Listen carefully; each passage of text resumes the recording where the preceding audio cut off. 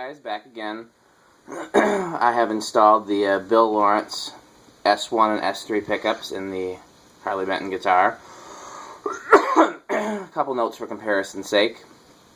First of all, I also changed the strings while I was at it. This guitar came with a very dry neck. I've heard that's common with the Harley Bentons, and so I've been oiling the mess out of the neck, and so the strings that came with it got covered in oil, so I wanted to change them. I wanted to change them anyways to the strings that I prefer to play, which are Elixir Polyweb 10s. So that's another difference besides just the pickups. And I couldn't justify doing it at any other time since I already had all the strings off the guitar to replace the pickups. Caveat number 2 is that I do not know how to properly adjust pickup height. I kind of eyeballed it and guessed, and I googled a few different sites that had different opinions. Bill Lawrence's instructions involve nickels, and then the Fender specs for factory pickup height were a lot closer than the nickel method resulted in, and so it will probably sound different after I give it back to my tech and let him properly adjust the pickup height, among any other things that may need to be adjusted.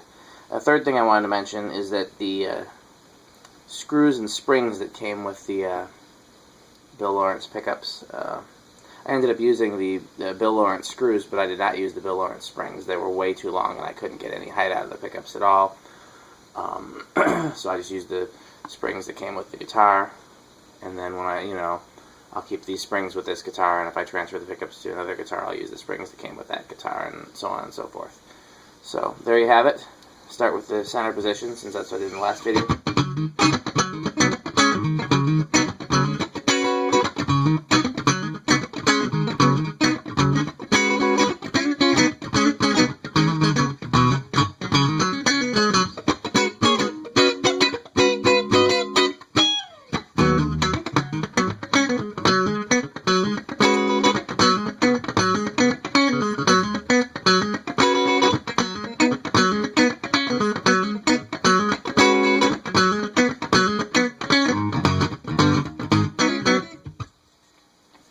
Neck position.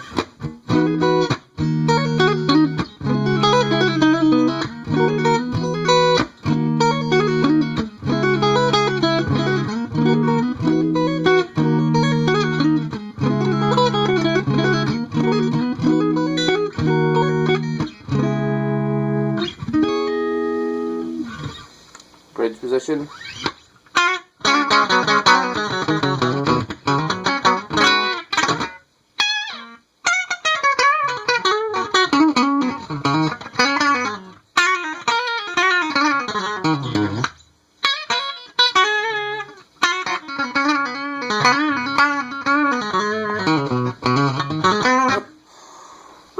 Excuse me.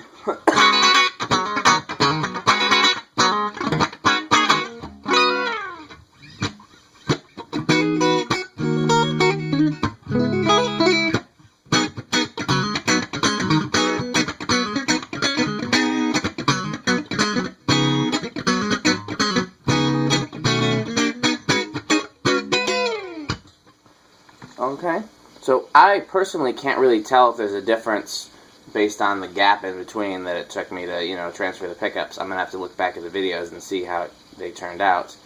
I wasn't expecting a huge difference in sound. A lot of people told me the Wilkinson pickups sounded very similar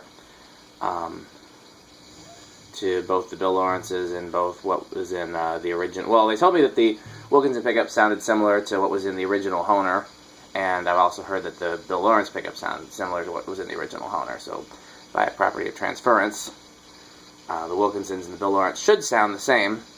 Like I said, the two reasons why I changed them is, one, the Wilkinsons feed back a lot, so when I get to a loud stage volume setting, hopefully I'll be able to tell these won't feed back as much. If you go to the end, I have a video up for my most recent gig that I did with this guitar. If you go to the end of the final set, end of set 2, I think the gig is April 14th with a band called The Rascal Theory. After we're done with our final song, my hands are muting the strings and the guitar is still feeding back, and I play with the volume knob just to show that the pickups feed back without the strings even vibrating. So that's one reason, but the main reason I swapped them is because I wanted to compare the S1 and the S3 to the T1 and the T3, or I don't know if they think they just call it T1 and T2, which are what's in the 45th anniversary MadCat.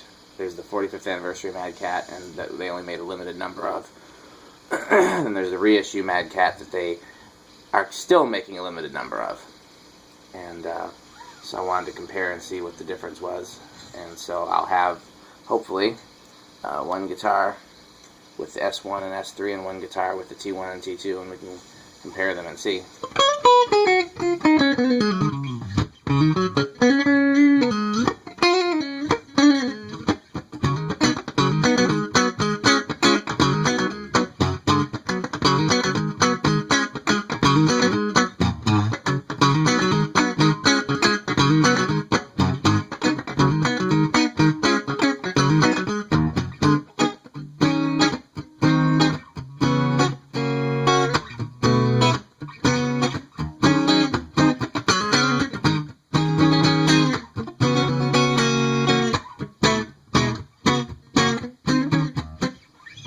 What else is similar to that?